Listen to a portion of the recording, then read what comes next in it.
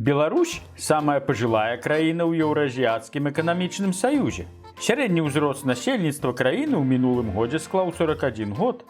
Нават у суседняй Расіі гэты паказнік на паўгода ніжэйшы. А ў Кыргызстане ён увогуле складае 28 гадоў. Прапаганда ўвесь час пужае беларусаў, што ў выпадку далучэння да еўразвязу з краіны пойдзе амаль усё маладое насельніцтва. За прыклад звычайна згадваюць краіны Балтыі, але ж і цяпер моладзь масава з'язджае з Беларусі.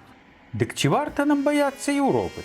Аналітык Александр Класкоўскі мяркуе, што горш, чым пры Лукашэнку, дакладна не будзе. Мы бачым на прыкладзе краін Балтыі, што далучэнне да еўразвязу выклікае адток кадраў, адток моладзі, але у беларускім выпадку уцякаюць людзі так, уцякаюць ад беспрасветнасці, уцякаюць ад рэпрэсіяў, і ўжо у гэтай вось сітуацыі мала шансаў, што яны вернуцца ў краіну, таму што людзі пачынаюць будаваць ужо жыццё, побыт там, за мяжой. Яны разумеюць, што ў дыктатуры жыць, рэалізаваць сябе немагчыма. І далучэнне ў перспектыве Беларусі да еўразвязу гэтую сітуацыю якраз здольнае не пагоршыць, а наадварот выправіць.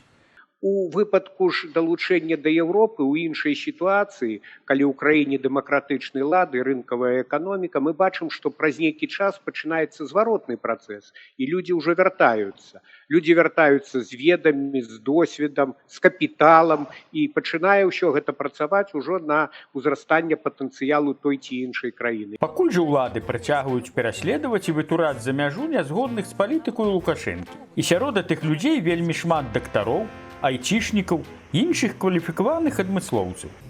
Усё это аслабляе Беларусь. А хто ж будзе плаціць унёскі ў пенсійны фонд? І здаецца, у атачэнні Лукашэнкі пачынаюць разумець маштаб праблемы, але вінаваты ў іх усё роўна Захад, пра што і кажа міліцейскі начальнік у эфире ОНТ. Нельзя говорить политические мотивы, не политические мотивы. То есть, допустим, когда происходила и происходит релокация айтишников, это политические мотивы? Нет. Это вопросы, связанные с санкциями. Алексей Бягун назваў лік. 200 тысяч беларусаў, што з'ехалі з краіны толькі за 2 гады, у 2021 и 2022. Конечно, много, потому что это трудоспособное население, но, с другой стороны, государство всегда для них открыто. Мы никогда не ставили препоны для возвращения собственных граждан. Вярнуцца, вядома, можна, але вярнуцца куды? Або адразу ў турму, або жыць са страхам туды трапіць. Улады праблему ўсё ж разумеюць, таму і стварылі так званую камісію вяртання. Але стварылі з такіх адыёзных асобаў, што яе праца ператварылася ў пародыю. Вядома, нямала выпадкаў, калі людзі, якія паверылі этой камісіі, вярталіся і апынуліся ў выніку за кратамі. Але ўлады трымаюцца свайго палітычнага варыянту. Хай лепш з'едуць усе нязгодныя, тады будзе лягчэй падпарадкоўваць астатніх. Сёння сапраўды вельмі драматычны перыяд, і тут не выпадае быць нейкім такім штучным аптымістам, таму што Лукашенко сапраўды паставіў краіну на шлях дэградацыі і на шлях страты незалежнасці. Фактычна цяперашнія ўлады кавалак за кавалкам прадаюць суверэнітэт. Лукашенко, відаць, мяркуе, што на ягоны век гэтага торгу яшчэ хопіць, а тое, што прападае краіна, ну дык пасля нас хоць потоп. Цяперашняя палітыка Лукашэнкі разбурае будучыню Беларусі.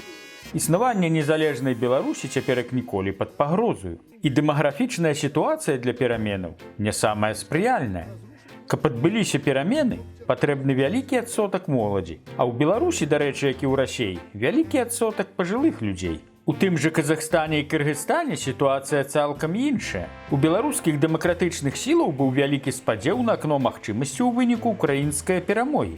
Але сёння сітуацыя вакол Украіны вельмі трывожная. Так што тут застаецца толькі сачыць за сітуацыяй, дапамагаць Украіне і старацца зберагчы сябе, я кажу пра прыхільнікаў дэмакратычных перамен, да тога вырашальнага моманту, калі сапраўды можа адкрыцца гэта акно магчымасцяў. Таму што хаця рэсурс трываласці ў гэтых рэжымаў ёсць, але ён не бясконцы, і я думаю, што крот гісторыі пакрысе капае, робіць сваю справу, падточвае падмуркі гэтых двух рэжымаў Путина и Лукашенко. Нам застаецца толькі быць аптымістамі. Беларусь не раз адраджалася ў горшых умовах, калі ўжо здавалася, што нічога беларускага на этой зямлі не засталося. Дарэчы, згодна той жа статыстыкі Еўразійскай эканамічнай камісіі, Беларусь – самая жаночая краіна, дзе амаль 54% жаночае насельніцтва.